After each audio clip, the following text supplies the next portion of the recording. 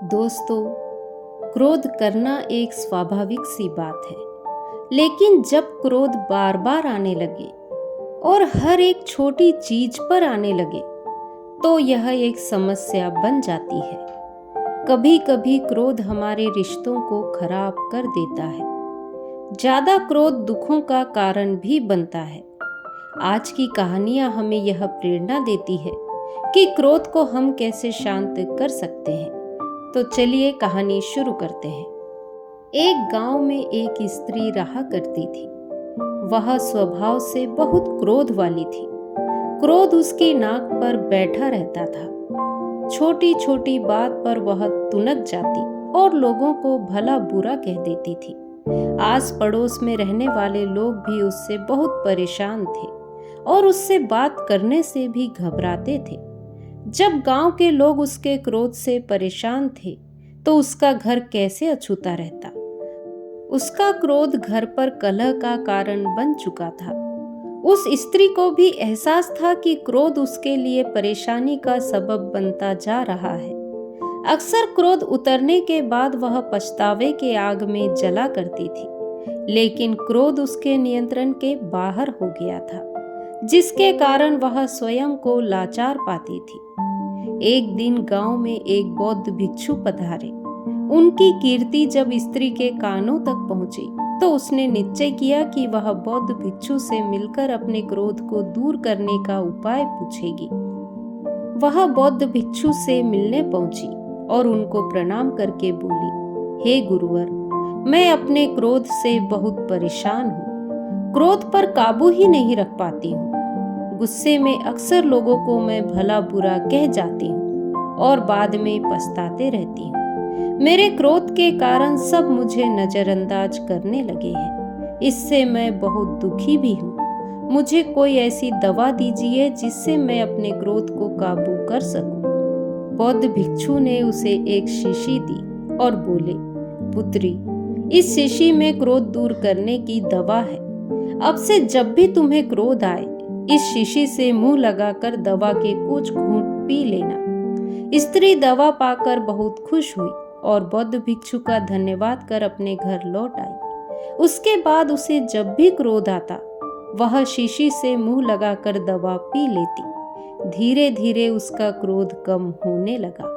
7 दिन बाद जब शीशी की दवा खत्म हो गई, तो वह फिर से बौद्ध भिक्षु के पास पहुंची और बोली, हे गुरुवर, आपने मुझे गजब की दवा दी है। जब से मैंने इसे पीना शुरू किया है, मेरा क्रोध तो छूमंतर ही हो गया है। अब वह दवा खत्म हो गई है। कृपया कर मुझे उस दवा की एक और शीशी दे दीजिए। बौद्ध भिक्षु मुस्कुराते हुए बोलते हैं, पुत्री, तुम्हें जानकर आश्चर्य होगा कि उस शीशी में कोई दवा थी ही नहीं। उसमें तो सिर्फ सादा पानी भरा हुआ था। क्रोध आने पर जब भी तुम उस शीशी से पानी पीती थी, तो शीशी मुंह में होने के कारण तुम कुछ बोल नहीं पाती थी। क्रोध दूर करने का उपाय बस यह है कि अपना मुंह बंद कर लेना। अब से यही किया करो। महिला को यह सुनकर बहुत आश्चर्य हुआ और उसने यह वादा किया कि अब से वह क्रोध नहीं करेगी। उसने बौद्ध भिक्षु को धन्यवाद दिया और वह वहां से चली गई। तो चलिए बढ़ते हैं दूसरी कहानी की तरफ। एक बार की बात है, एक गांव था। उस गांव के लोगों की आपस में बिल्कुल नहीं बनती थी। यदि सब लोगों को आपस में मिलकर कोई फैसला लेना होता, तो भी वे लोग आपस में लड़ लेते थे और आपस में झगड़कर वह बात वहीं खत्म कर देते थे। उन लोगों के बीच ना तो प्रेम था, ना ही एकता थी। बस कुछ था तो वह थी आपस की नफरत। कोई किसी को बर्दाश्त नहीं कर सकता था। ये लड़ाई झगड़े की बातें दूसरे गांव तक फैल गई थी और कोई भी गांव के लोग उस गांव की तरफ नहीं जाना चाहते थे, क्योंकि उस गांव के लोगों की किसी से नहीं बनती थी।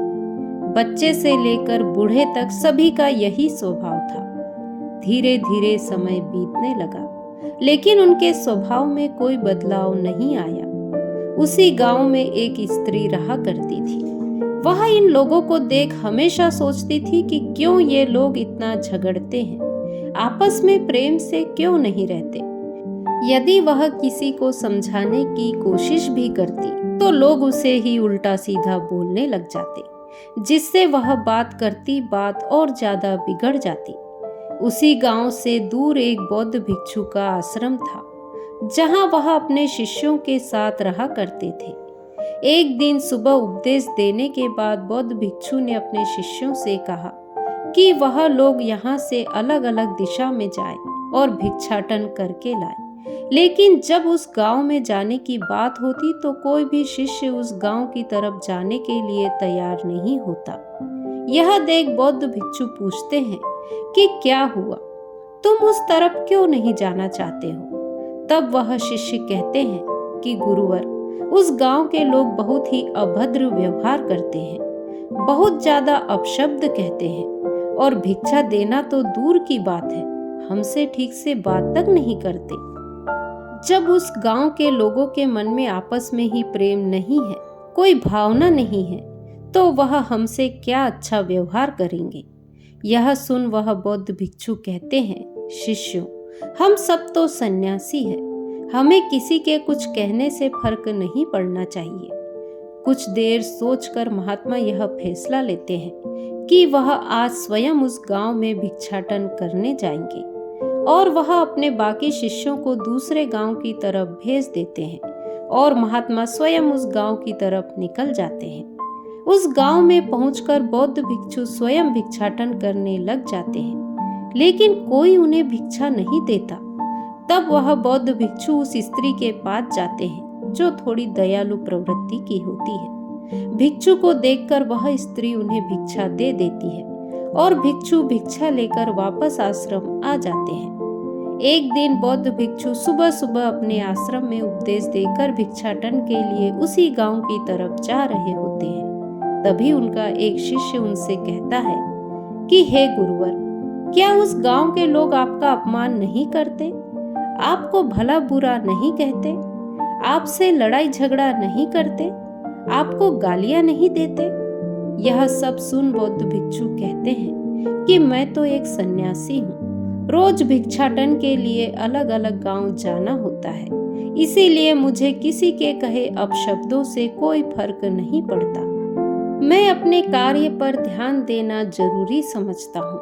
और यह कहकर बौद्ध भिक्षु अपने कार्य पर आगे गांव के लिए निकल जाते हैं। रोज की तरह वह उस गांव में भिक्षाटन करने चले जाते हैं। भिक्षाटन करते हुए वह उसी स्त्री के घर पहुंचते हैं जो कि दयालु प्रवृत्ति की होती है। वह स्त्री भिक्षा देते हुए कहती है, हे गुरुवर, क्या मैं आपसे एक प्रश्न कर सकती हूँ? बौद्ध भिक्षु कहते हैं कि पूछो, क्या पूछना चाहती हो? तब वह स्त्री कहती है, आप इतने दिनों से यहाँ भिक्षा लेने आ रहे हैं, अब तक तो आप यहाँ के लोगों के व्यवहार से अवगत हो गए होंगे कि यहाँ के लोग कितना आपस में लड़ाई झगड़े करते रहते हैं। मैं आपसे यह पूछना चाहती हूँ कि ये लोग क्यों व्यर्थ में आपस में झगड़ा करते हैं, क्यों आपस में एक दूसरे से नफरत करते हैं, क्यों आपस में इतना क्रोध करते हैं? क्या इनकी नफरत को मिटाया नहीं जा सकता? क्या इनके लड़ाई झगड़े को खत्म नहीं किया जा सकता? आप तो सन्यासी हैं, क्या आप इन लोगों को समझा नहीं सकते? क्या आप इनको सही ज्ञान नहीं दे सकते? यह सुनकर बौद्ध भिक्षु उस स्त्री से कहते हैं कि सुनो, मैं यहाँ भिक्षा लेने आया हूँ, किसी के व्यर्थ के इन झगड़ों को हल करने नहीं आया हूँ। तुम्हारे इन अटपटे सवालों का मेरे पास कोई जवाब नहीं है और ना ही इन सवालों का जवाब देने में मेरी कोई रुचि है। बौद्ध भिक्षु बहुत तेज स्वर में यह बात बोल रहे थे। ये बातें आसपास के सभी लोग सुन लेते हैं। सभी के सामने वह स्त्री स्वयं को अपमानित होते हुए देख क्रोध से भर जाती है और वह उन महात्मा को बहुत भला बुरा कहने लगती है। वहीं खड़े गांव के लोग यह सब देख रहे थे। वह स्त्री बौद्ध भिक्षु से चिल्लाकर कहती है कि मैंने यहाँ कोई धर्मशाला नहीं खोल रखी है और ना ही किसी का ठेका ले रखा है जो तुम रोज यहाँ भिक्षा लेने पहुँच जाते हो, स्वयं को महात्मा कहते हो और किसी स्त्री से बात करने का तुम्हें ढंग नहीं है। तुम तो बड़े सन्यासी बने फिरते हो और जब तुम्हें स्वयं कुछ नहीं आता तो दूसरों को भला बुरा कहते हो। क्या तुम ऐसी ही शिक्षा दोगे? मैं तुम जैसे भिखारी को कोई भिक्षा नहीं दूंगी, तुम यहाँ से चले जाओ। इतना कहकर वह स्त्री चुप हो जाती है और लंबी लंबी सांस लेने लगती है।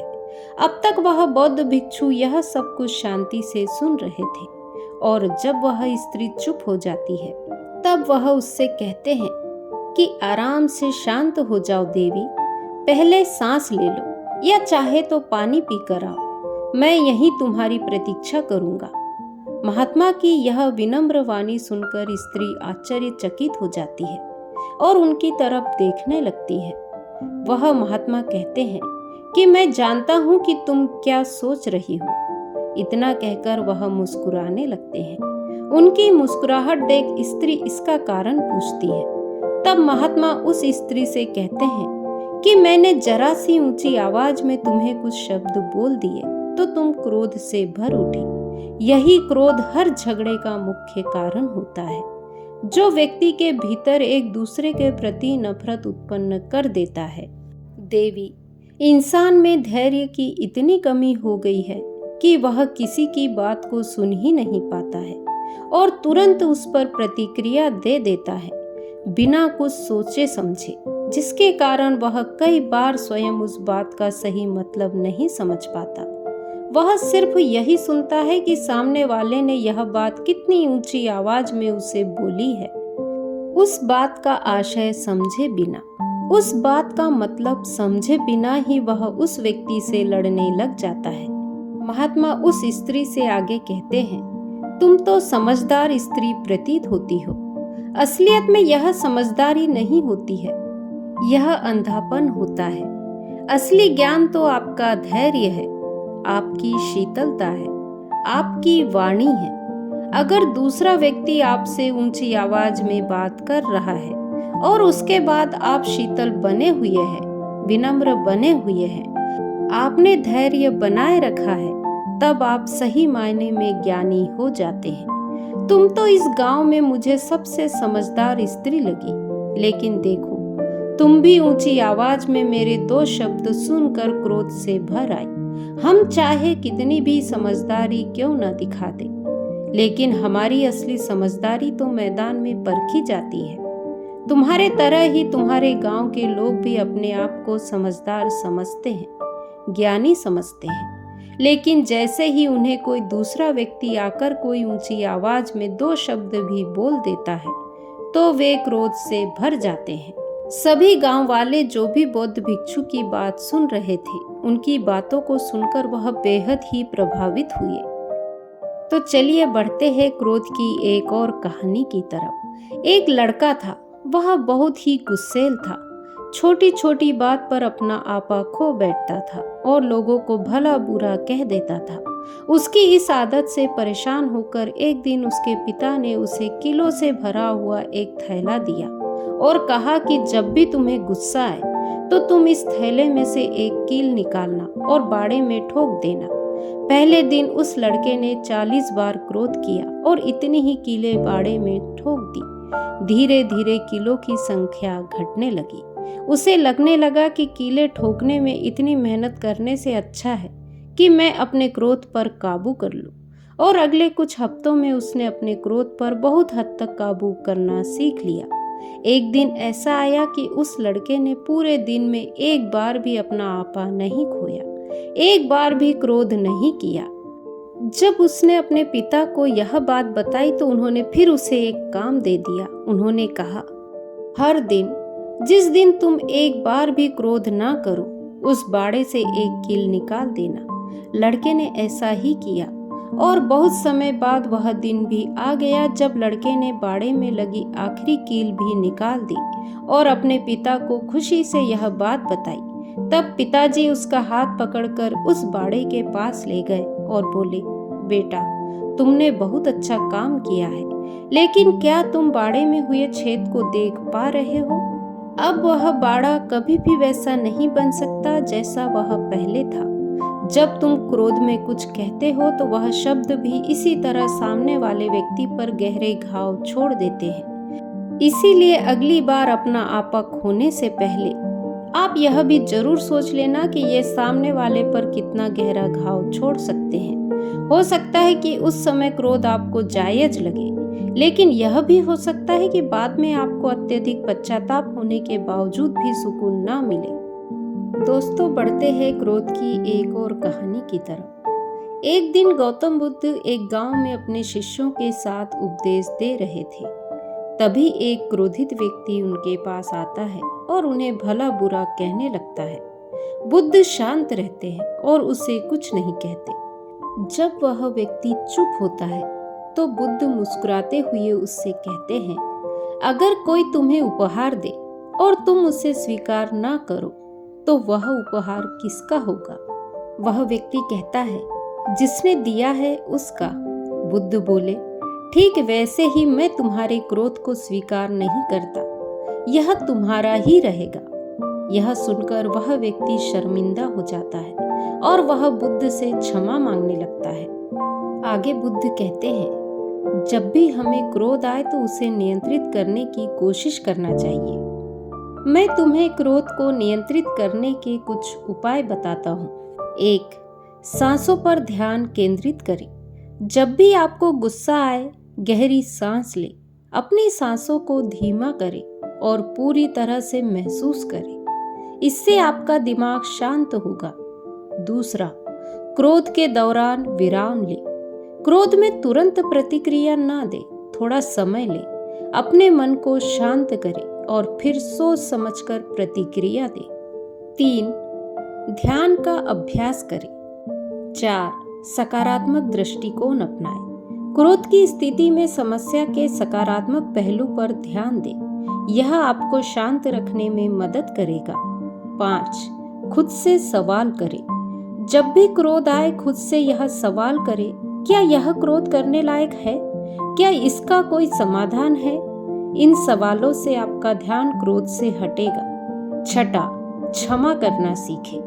गौतम बुद्ध ने क्षमा को क्रोध का सबसे बड़ा उपचार बताया है। दूसरों को माफ करके अपने मन को शांत रखें। 7. खुद को बेहतर बनाएं।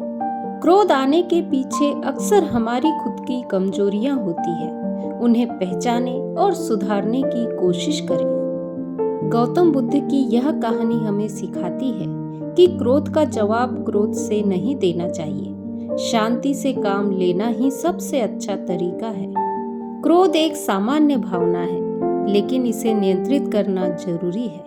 याद रखें, क्रोध हमारी समस्या को सुलझाने के बजाय उसे और जटिल बना देता है। गौतम बुद्ध ने हमें सिखाया है कि क्रोध को नियंत्रित करने के लिए हमें अपने भीतर झांकना होगा।